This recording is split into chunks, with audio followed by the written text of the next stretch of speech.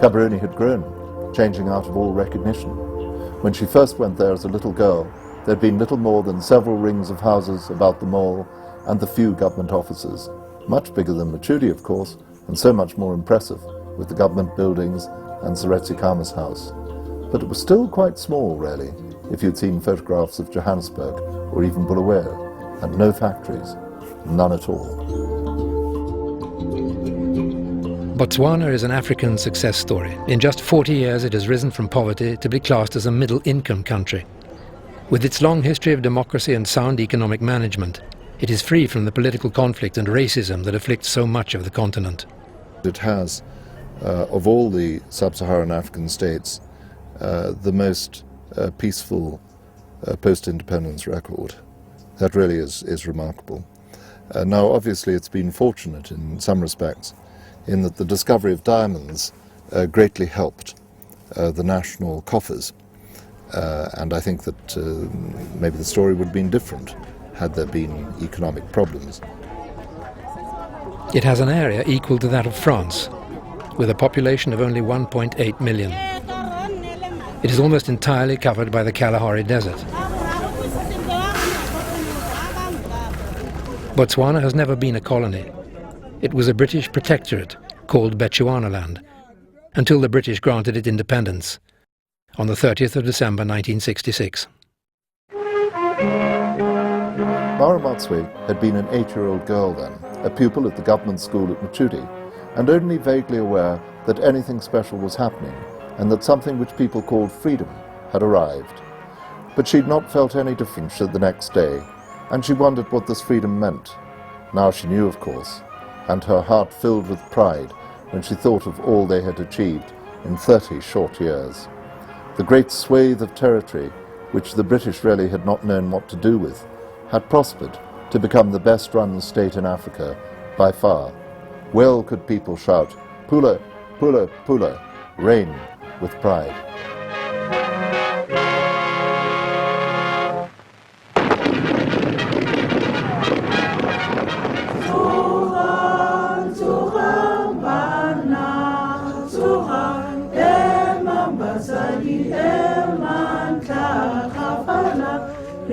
Every village has its own khotla, a council at which everyone is entitled to voice their opinion, and minor legal cases can be heard. It's upon this old democratic tradition that Botswana's modern society is built. So Ketumile Mazire, one of Botswana's pre-independence activists, explains. We were wise enough at the beginning to have had a democratic attitude where we let everybody talk as he feels and thinks, and at the end of a khotla meeting, a consensus is built, and the chief sums up that consensus. One of the key figures in the building of the modern Botswana was the country's first president, Sir Seretse Khama. He was a Democrat by nature, although born of chiefly origin. He shared his views with the other people. He used his ministers as colleagues.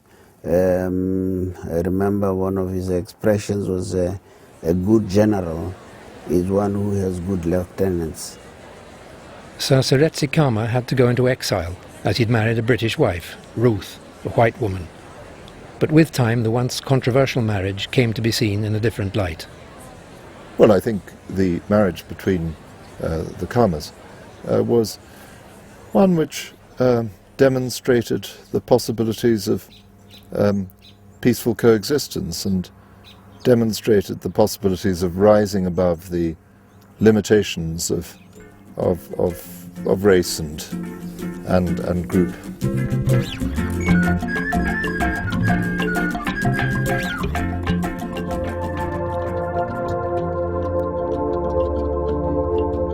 The climate of Botswana is very dry and hot.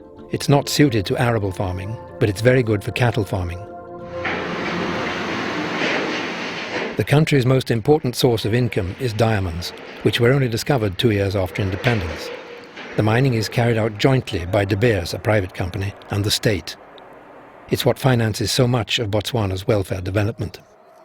What we do is we come up with plans, and from those plans we then submit to the government. Then they calculate the revenue that will come from the diamonds.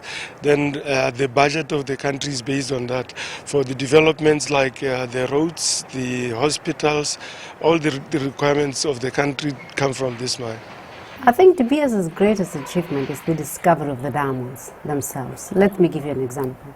It is estimated that of all the kimberlites in the world, the kimberlite is the rock that carries the diamond, only 2% carry enough diamonds to make it economical. As it happens, 2 of the largest kimberlites were discovered by De Beers in Botswana about 36 years ago. From that moment on, the country never looked back. I think that is probably the single most important thing, is the discovery of the deposits themselves.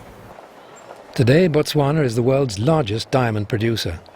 The mining follows strict security procedures to ensure nothing ends up in the wrong hands.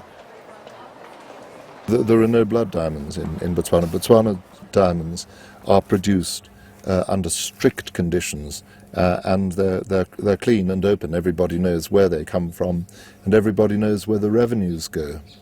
And it's those diamond revenues which actually pay for the hospitals, pay for the anti-HIV drugs, which keep people alive, pay for education. In Gaborone, they are sorted. Soon it will be possible to cut and polish them here too. The government knows the diamond mines won't last forever, so they are striving to diversify the economy.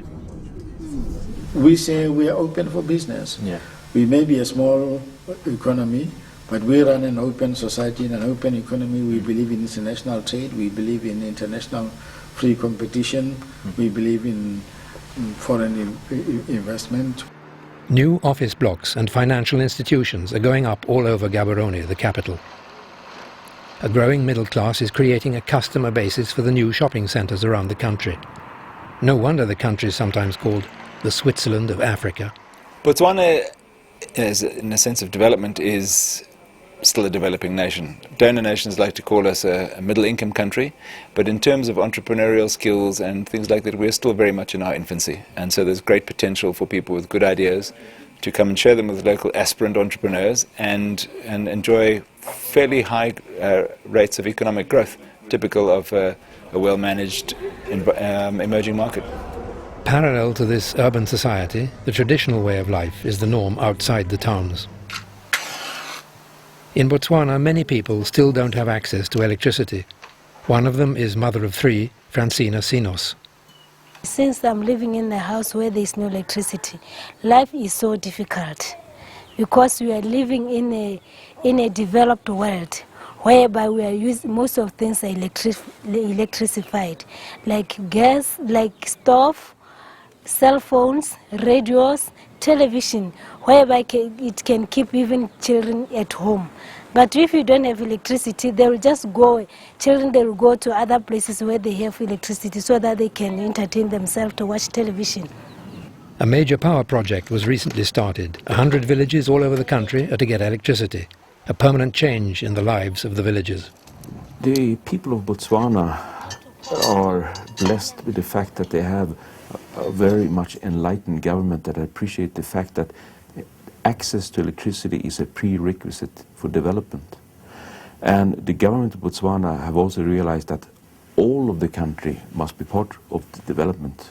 So that is the reason why they have decided that the villages to be included in this project are found all over the country, not only in few selected areas. All villages in Botswana are electrified. All of us, we can be happy or rejoice. We can think that we are in heaven.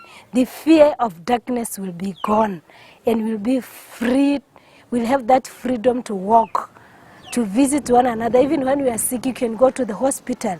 People want water in their houses, they want electricity in their houses, and so on. They want transport. They want all the benefits of the modern world, and quite understandably.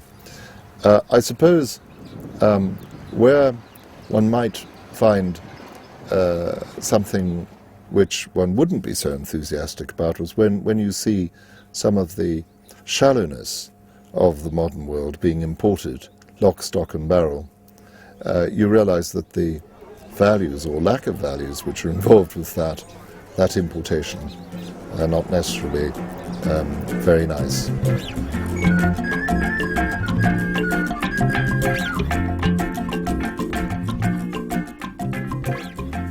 Some stories in the books are completely fictitious, while others contain references to real places and people. For example, McCall, a game reserve that is visited by many school children. The children come out for a 2-week camp, we call it. They stay here in our dormitories, and then they go through a syllabus of lessons which we give them on aquatic studies, and then on the environment, and then on the importance of wildlife. The park warden at McCall Game Reserve, Neil Whitson, is one of the characters in the books. He has to intervene when a python gets into Maura Motswe's office and her apprentices can't get it out. The younger apprentice now returned with a longish stick from the jacaranda tree which grew at the edge of the garage plot. Neil took this from him and edged his way slowly into the office. The snake watched him, part of its body raised, the hood half up. With a sudden movement, Neil flipped the stick over the snake's back and pressed the neck of the snake down against the floor. Then, leaning forward, he gripped the writhing cobra behind the head and picked it up. The lashing tail, searching for purchase, was soon firmly held in his other hand. There, he said, "Now, Charlie, a sack is what we need. You must have a sack somewhere." Well, you were pretty brave there, Neil. I mean, obviously you're not frightened of snakes. No, in fact, it has to be part of our job. You know, being out here in the bush and on the nature reserve, snakes sometimes come to people's houses. In fact, we actually did that yesterday. We've caught a snake in a lady's house that was coming exactly the same situation as in the book. And in fact, we're going to release it today. Maybe you'd like to come out and help us release him. I'd be very happy to do that. Yeah. In fact, we'll see how it's done in the book. Will be the same how we're going to have to release it. It's part of the normal day-to-day job. Let's go and do it. Let's go and do it. We'll see, you can strike now. So Sandy, what I need you to do is maybe grab this end of the tail. Okay. Just mind that he doesn't mess on you. Yep. And then pull it straight for me. Pull it straight back. So he's quite a handsome fella. I wonder when he last had a meal, Neil. Yeah, he doesn't look in bad condition. We'll let go first, I think, shall we? Yeah. Neil, okay. Okay. Now he's going back to his life. I was very pleased when he said that he had a rather impressive-looking python who needed to be released. And so I played a very small part in that. I was at the safe end of the python. He was at the dangerous end. Have you picked up some new things today? I have. On this visit today, I've had one or two ideas in my conversation with Neil. Neil is very good at coming up with suggestions about what might happen, and he came up with some interesting ideas about what the apprentices might do if they came to work for him for a spell. Of course, all sorts of things would go wrong. So Maura Motswe and Mr. J.L.B. Matkoni will have to sort that out.